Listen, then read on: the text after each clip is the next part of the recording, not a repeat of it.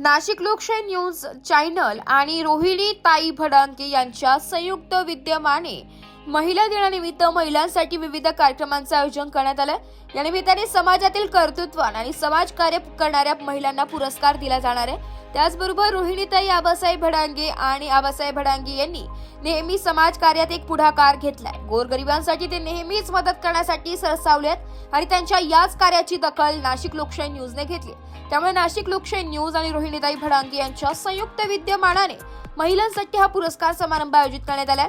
या कार्यक्रमात महिलांसाठी वेगवेगळ्या डान्स, गेम्स, लकी ड्रॉ, भरपूर रिटर्न बक्षिसे आणि 10वीचे त्या महिलांसाठी 10 पैठणीचे देखील वाटप या ठिकाणीच होणार आहे।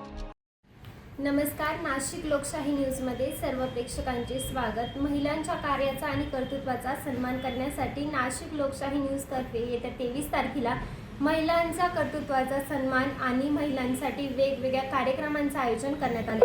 आपल्यासोबत आहेत रोहिणीताई आबासाहेब भडांगे। तर आपण त्यांच्याकडनं कार्यक्रमाविषयी जाणून घेऊया की त्यांनी स्वतः या कार्यक्रमात सहभागी आहेत का मॅडम। तर आपण त्यांच्याकडनंच या कार्यक्रमाविषयी काही माहिती जाणून घेऊया।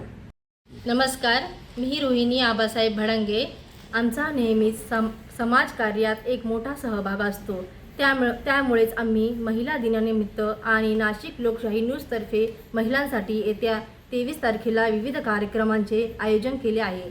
यात dance, game show, free blood checkup, free return gift आणि यात सोबत अनेक प्रकारचे लकी ड्रॉ आम्ही ठेवले आहेत। यात अनेक विजेत्या महिलांना अनेक प्रकारचे गिफ्ट आम्ही ठेवले आहेत।